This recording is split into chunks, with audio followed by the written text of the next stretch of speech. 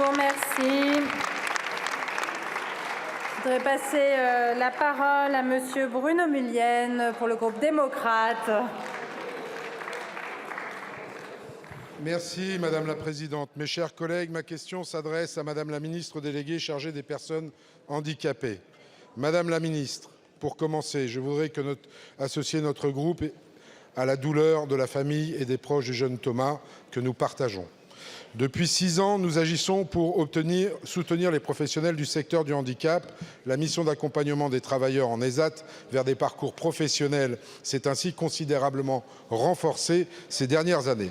Le projet de loi plein emploi, voté il y a 2 semaines, permettra aux travailleurs handicapés en ESAT de bénéficier de l'essentiel des droits individuels et collectifs des salariés.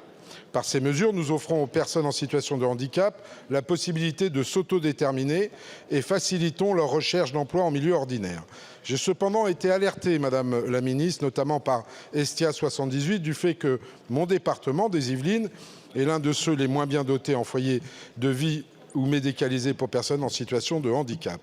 Leur inquiétude, que je partage, est grande sur l'avenir des établissements qu'ils gèrent avec, et vous le savez, professionnalisme et dévouement. Je sais, Madame la Ministre, que vous n'en doutez absolument pas. Cependant, en faisant converger les droits des travailleurs des ESAT vers ceux des salariés, le gouvernement fait peser sur ces établissements le financement de ces dispositifs qu'ils auront du mal à supporter. Dans les Yvelines, pour les 16 établissements d'Estia 78, c'est un déficit de près de 400 000 € annuels qui est envisagé. Un risque de fermeture n'est donc pas à exclure, ce qui rendrait les personnes qui y travaillent sans accompagnement et sans emploi. Ainsi, Madame la Ministre, quelles solutions le gouvernement compte-t-il mettre en place pour répondre à ces inquiétudes et ainsi garantir dans les Yvelines comme ailleurs la pérennité de l'accompagnement par le travail des Français en situation de handicap? Je vous remercie. Merci beaucoup, mon cher collègue. La parole est à Madame Fadila Khattabi, ministre en charge des personnes handicapées. Merci bien, Madame la Présidente, Mesdames et Messieurs les députés, Monsieur le député Mullienne.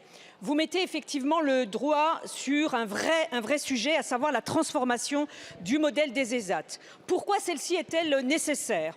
En fait, nous avons mis fin à une véritable injustice sociale en alignant les droits des travailleurs des ESAT sur ceux des salariés. Grâce au projet de loi plein emploi, vous l'avez dit, désormais ces travailleurs pourront bénéficier par exemple de la prime transport, d'une complémentaire santé ou encore d'une prime exceptionnelle, ce qui n'était pas le cas jusqu'à présent. Cela, bien sûr, a un impact financier sur ces établissements. C'est la raison pour laquelle, avec Olivier Dussopt, nous avons lancé une mission IGAS-IGVF qui nous permettra de refonder le système de financement tout en continuant bien sûr de garantir la qualité de l'accompagnement des personnes en situation de handicap au sein bien sûr de ces établissements. J'en profite bien sûr pour saluer la qualité du travail qui est mené par l'ensemble des professionnels du secteur. Nous avons pu encore le constater hier avec Marc Fesneau dans le Loir-et-Cher où nous étions en déplacement. Notre gouvernement entend les inquiétudes et agit. 21 millions d'euros ont été versés dans un premier temps, en partie via le fonds d'aide à la transformation des ESAT. En effet, ces établissements doivent se transformer en véritables outils de montée en compétences pour faciliter les parcours vers le milieu ordinaire. Nous attendons désormais les conclusions justement de la mission pour pouvoir garantir leur soutenabilité financière sur la durée.